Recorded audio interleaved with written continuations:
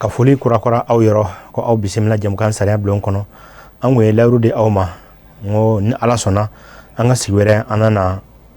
an ka dakun kelen kan ni o ye bɛnkan baara badabada Mali sariya kɔnɔ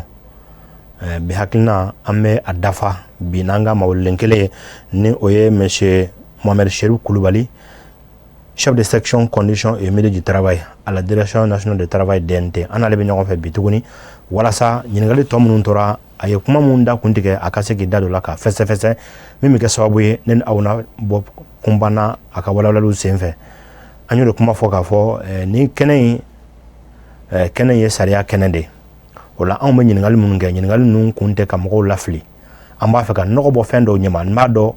yɔrɔ caman na u tɛ ni ɲininkali ninnu u t'u da don la ka ɲɛfɔ walasa a kana na faamuya ni hakilina wɛrɛ ye mais komi sariya ko de don jamana faamaw ye a sariya ta o la ni sariya tara hakili la a kan ka ɲɛfɔ jamana kɔnɔdenw ye ni wasadenw ma se k'a ɲɛfɔ technicien minnu bɛ yen n'olu ka baara ɲɛsinnen don a baaraw ma n'an y'u sɔrɔ kuma kelen na a ka ɲi fana u ka da don a la k'a fɔ walasa maaw ka bɔ kunban na parce que n'a fɔra an y'a ye dɔw da sera a ma a ka o don ɲininkali laban na a da kɛlen ka se baarakɛdenw n'o ye baarakɛden musomanw ye an ka sow kɔnɔ maa dɔw y'a kolojɛ kalan an fana karamɔgɔ a Seydi Seru Usumani Madani Hayidara a ye bilasirali kɛ nin na kosɛbɛ ko kolojɛ kalan i bɛ fɛn min kolojɛ kalan n'i ma n'a kɔrɔ taa ɲɔgɔn fɛ ko gɛlɛya b'a la an b'a fɛ o interprétation min bɛ yen a ka diya o lecture intégrale mun n'o bɛ kɛ maaw fɛ une lecture littérale ka kalan k'a faamu o cogo la mais minnu b'a nɔfɛ anw b'a fɛ k'o bɔ dibi la k'o bila bɛɛ lajɛlen k'o faamu sɔɔni an ni maa welelen an bɛ don an ka babu kɔnɔ walasa ne ni aw ka faamuyali caman sɔrɔ a kɔnɔ na inshallah.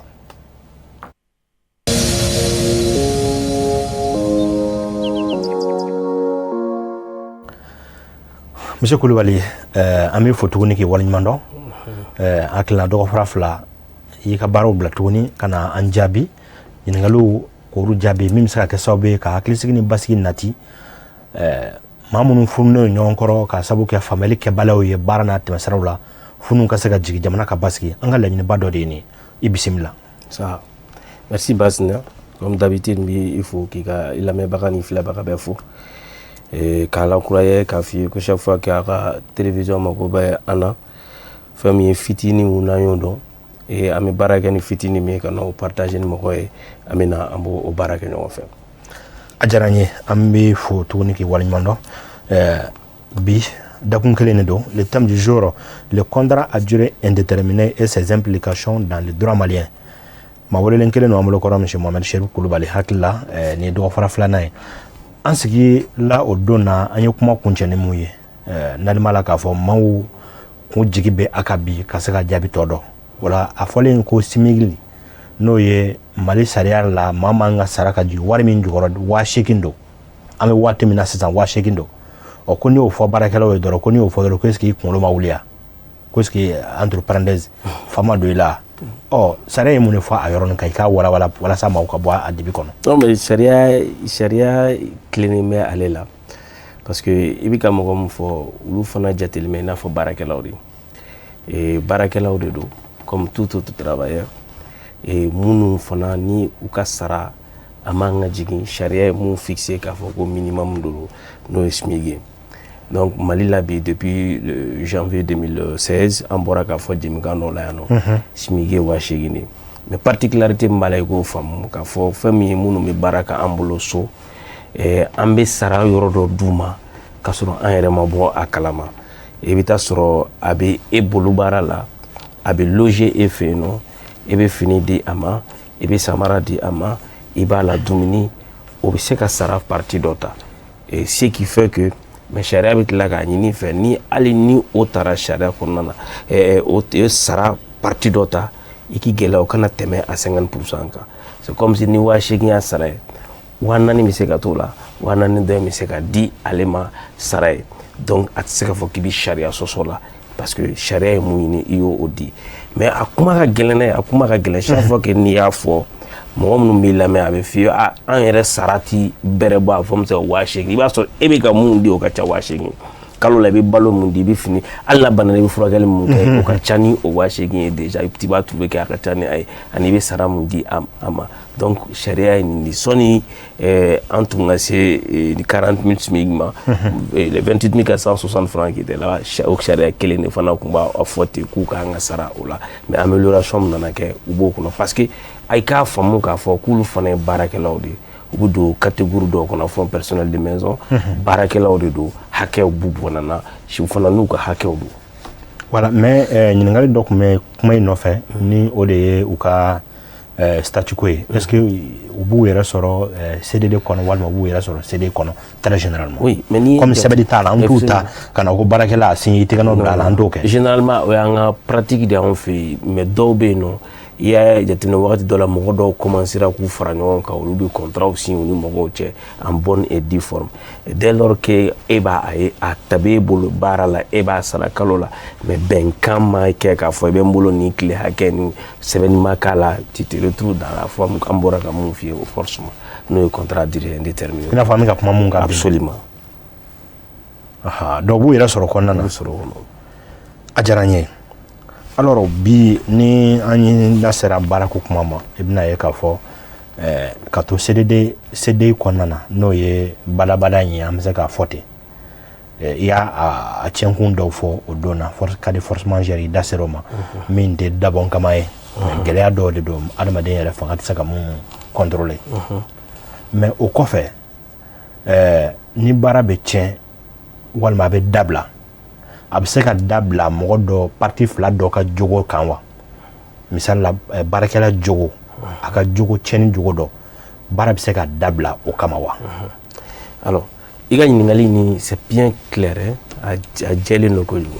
mais n bɛ fɛ ka mun fara a yɔrɔ kan c'est de k'a f'i ye contrat in yɛrɛ bɛ se ka jɔ jumɛn ni jumɛn na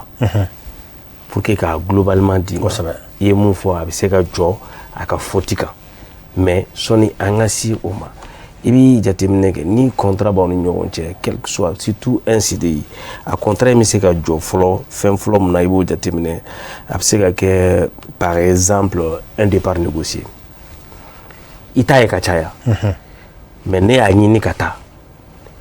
n y'a ɲini patron fɛ mun bɛ baara la n bɛ fɛ ka taa a bɛ se ka bɛnkan kɛ ka négociation kɛ kun mun na aw bɛ fɛ ka taa ou bien patron bɛ fɛ ka taa aw bɛ se k'aw sigi ka bɛnkan kɛ ou bien fɛn mun accordé i ye walasa i bɛ se ka taa c'est négocié et o bɛ dépend parti fila la aw parti fila de b'o négocier même si sariya bɛ to k'a yamaruya i fɛ k'a fɔ ni hali n'a ma ɲɛ a bɛ taa i man ka fɛn d'a ma fɛn min bɛ jigin a kun kan ka mun sɔrɔ n'o y'a sɔrɔ a taara taacogo wɛrɛ la donc ça c'est un cas mun bɛ se ka na rupture bɛ se ka na mun nɔfɛ filanan ye mun ye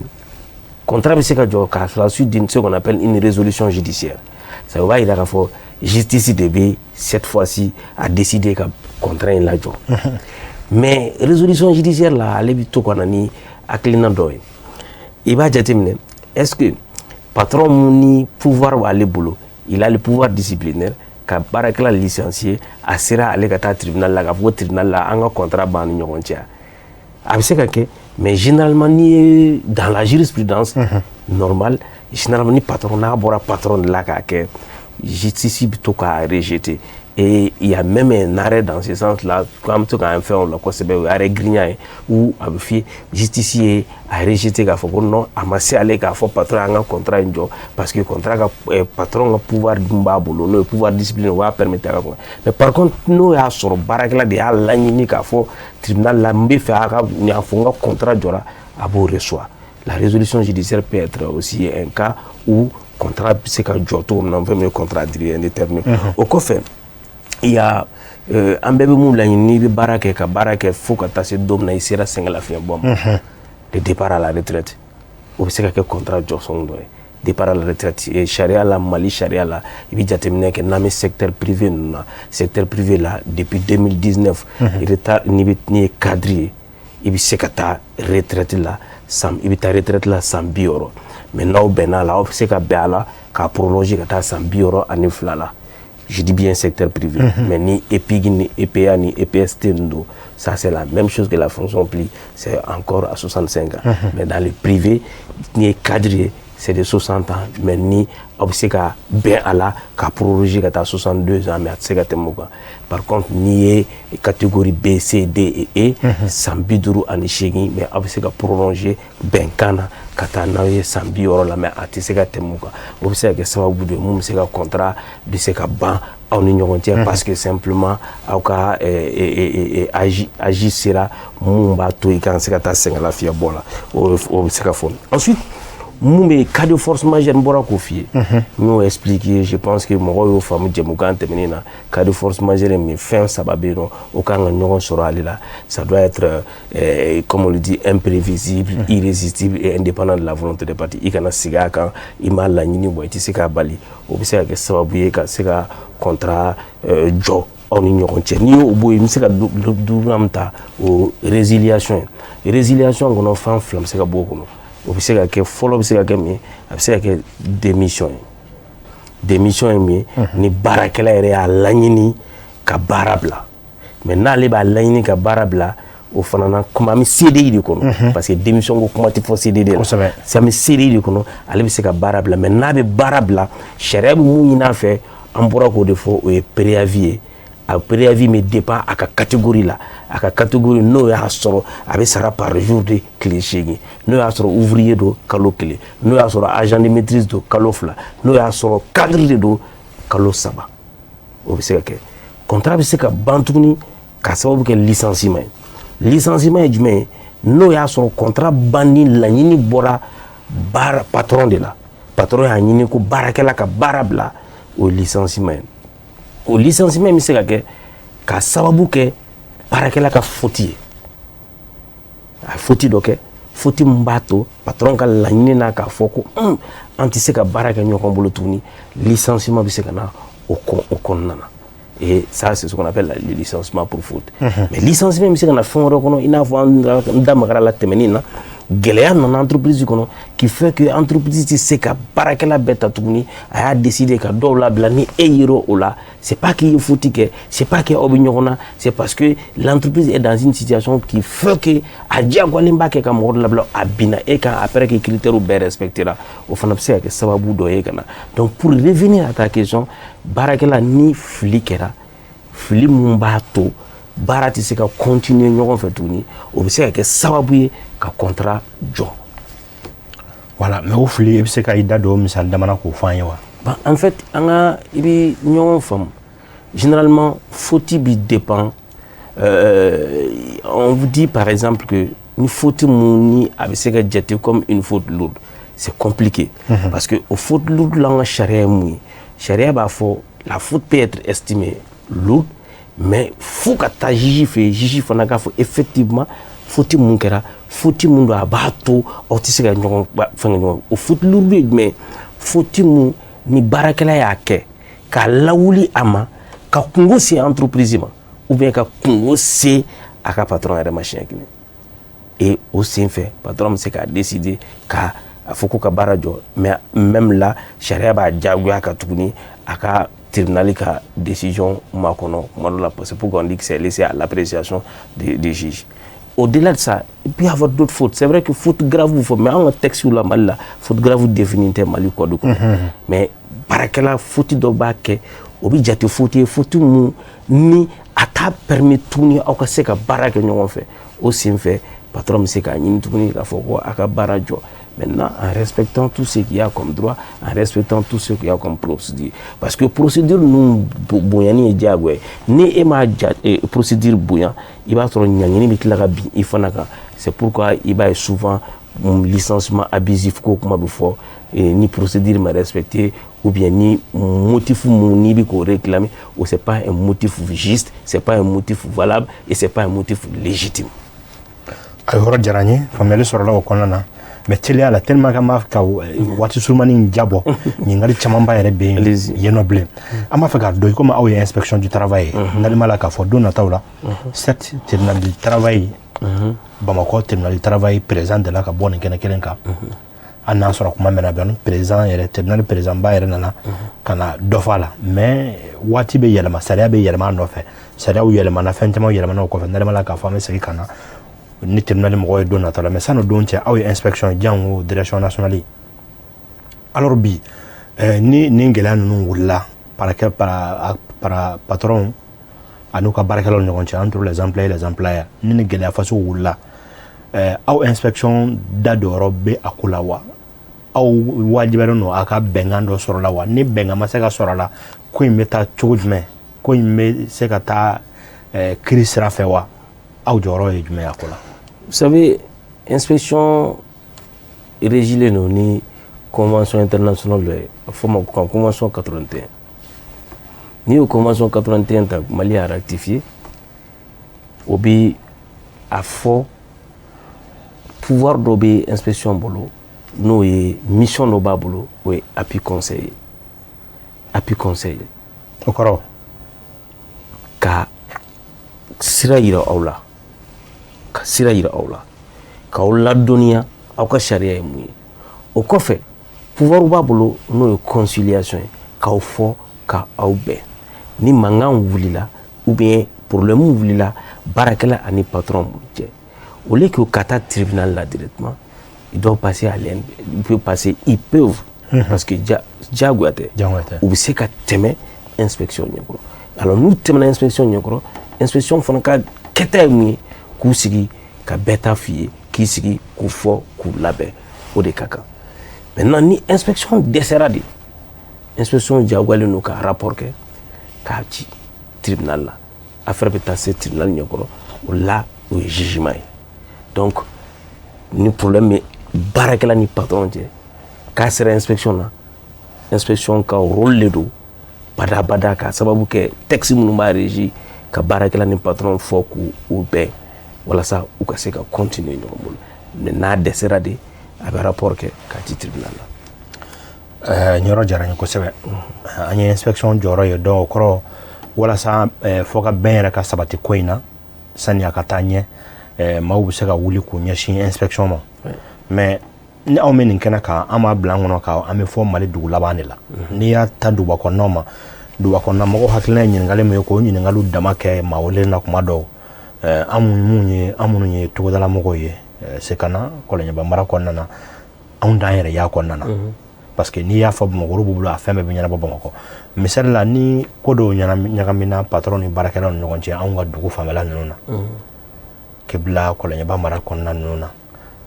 anw bɛ se ka wuli ka inspection ye yɔrɔ jumɛn na ka an kungo ɲɛfɔ a ɲɛna. Mali région foyi tɛ yen bi inspection tɛ yɔrɔ min na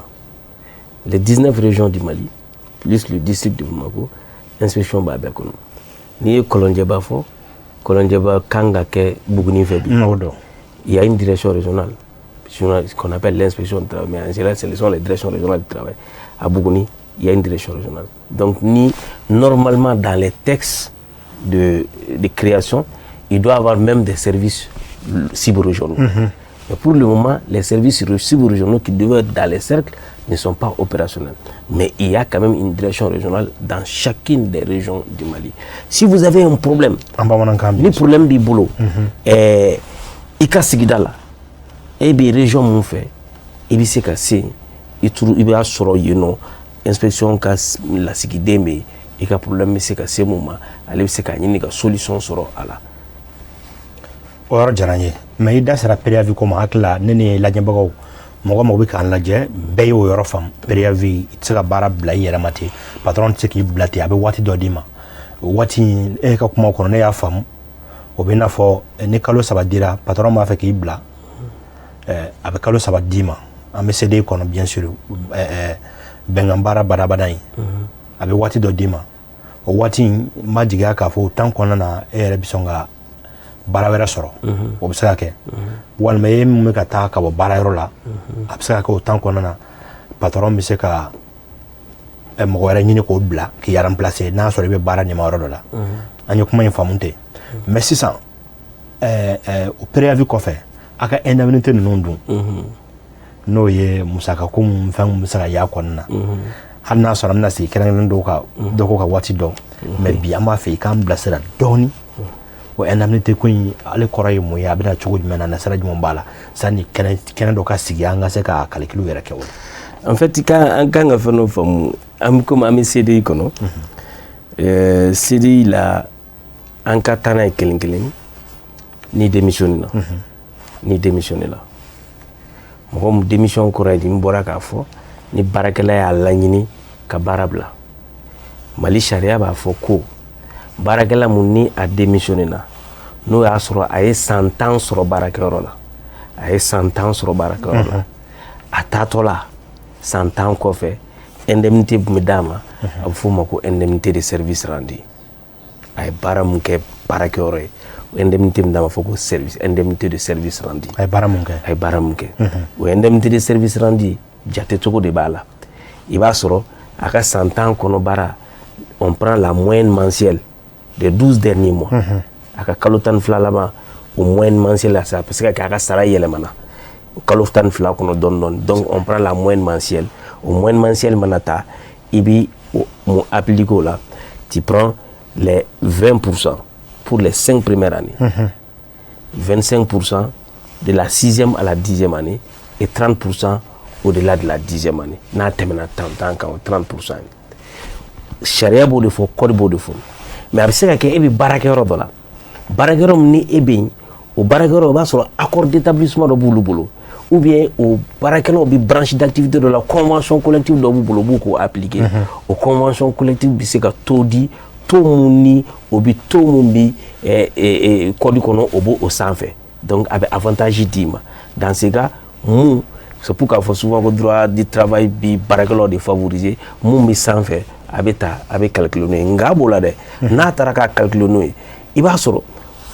mun bi palier mun bi code kɔnɔ ta la o ma soumis par exemple o ti impôt ni fɛnw sara mais mun bɛ o sanfɛ ça c'est soumis ça mun bi o sanfɛ par exemple ni e ta ye i bɛ accord mun na o b'a fɔ ko 35 45 50 donc 20 ça c'est pas soumis mun b'o fana sanfɛ o fana ma soumis. Ça, c'est une particularité qu'il faut vraiment que les gens comprennent. Parce que souvent, question bam no ça, c'est le cas d'une démission. Par contre, ni il licenciera, c'est-à-dire le patron ni black à Bobarala. Il black à Bobarala, il m'a blabarala qu'il faut qu'il faut lourd.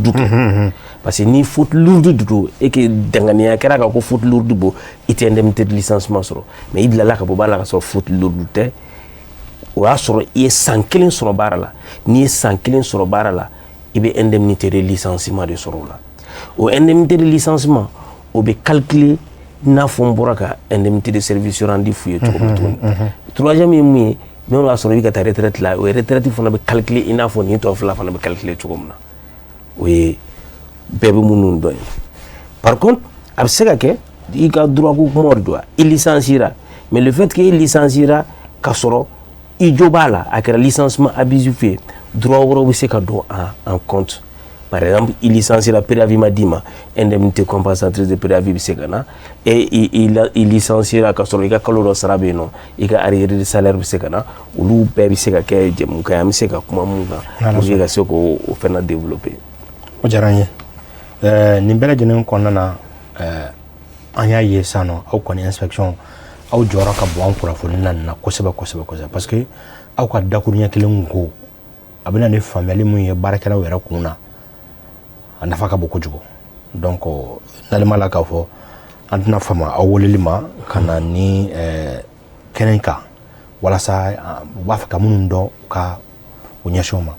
mais n delila ka kuma dɔ f'i ye maa dɔ ye n wele i ka jɛmukan kɔfɛ bɔli yan nɔ maa caman ye weleli kɛ jango an ka région kɔnɔnaw na k'a fɔra cogo min na a tɛ ka kɛ ten a fɔra cogo min na a tɛ ka kɛ ten dɔgɔtɔrɔso dɔ n tɛ na dɔgɔtɔrɔso in tɔgɔ fɔ mais a kɔni bɛ Sikaso mara la ne ko Sikaso mara a ka bɔ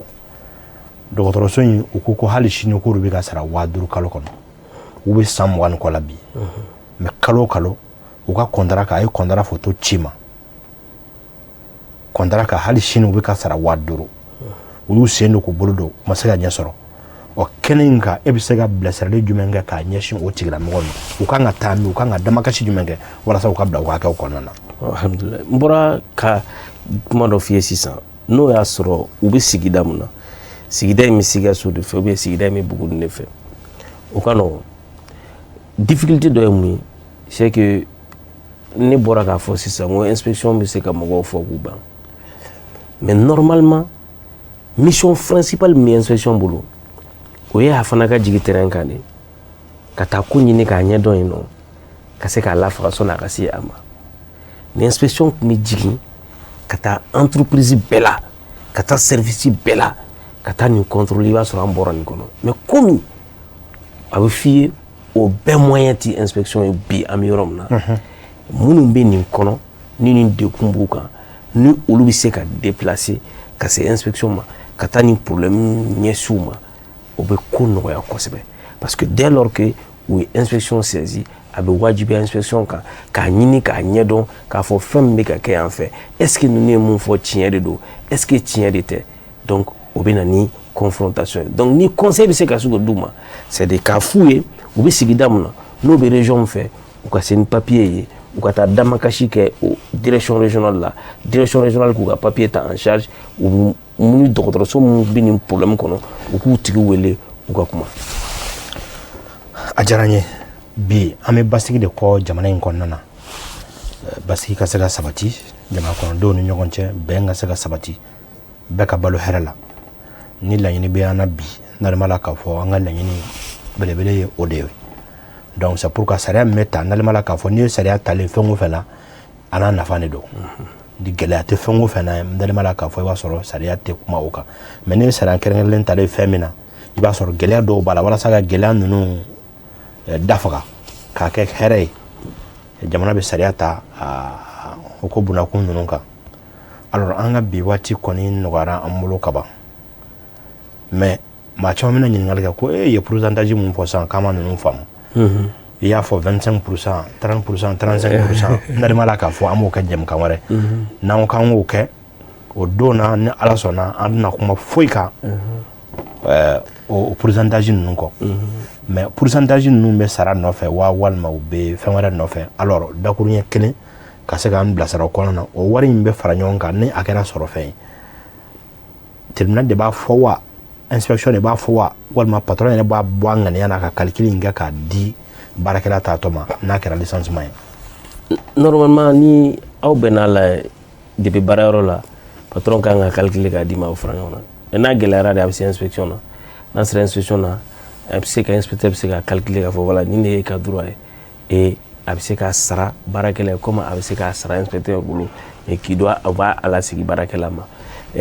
n'a ma se ka ɲɛnabɔ yen si la n'a sera tribunal la ni tribunal ye ko i kan ka nin sara ye o tribunal fana de yamaruyalen bɛ tuguni ka dommage intérêt fana fara a kan parce que k'a jira k'a fɔ ko nin waati mun na aw tora palon-palon na ɲɔgɔn bolo a kɛra ɲangi ye nin tigi ma a ye nin kɔlɔlɔ se a ma o kɔlɔlɔ in bɛ se ka bɛn hakɛ mun ka tribunal o appréciation bɛ tribunal dɔrɔn de bolo ka fara nin kan. A diyara n ye dakuruɲɛ kelen ka bi sigi kun cɛ waati banna n bolo pepu. Bon waati yɛrɛ surunyana bi dɔɔni donc an bɛ i fo Basina k'i fo ka télé filɛbaga n'a lamɛnbaga bɛɛ fo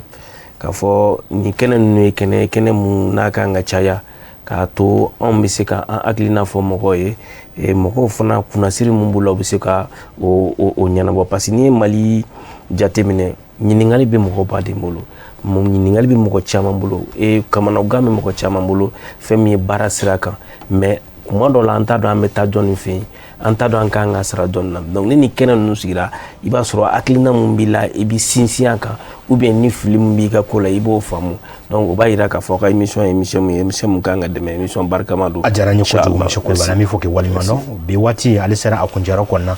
WhatsApp numéro bɛ to ne ni aw ni ɲɔgɔn cɛ WhatsApp numéro bɛ to ne ni aw ni ɲɔgɔn cɛ aw ka ɲininkaliw don nataw la ni ala sɔnna an tɛna ɲinɛ a kɔ an bɛ u wele ka na o ɲininkali dakun k'o sigi walasa ne ni aw bɛɛ ka se ka nafa sɔrɔ o kɔnɔna na WhatsApp numéro bɛ to ne ni aw ni ɲɔgɔn cɛ o la o la an bɛ ministre fo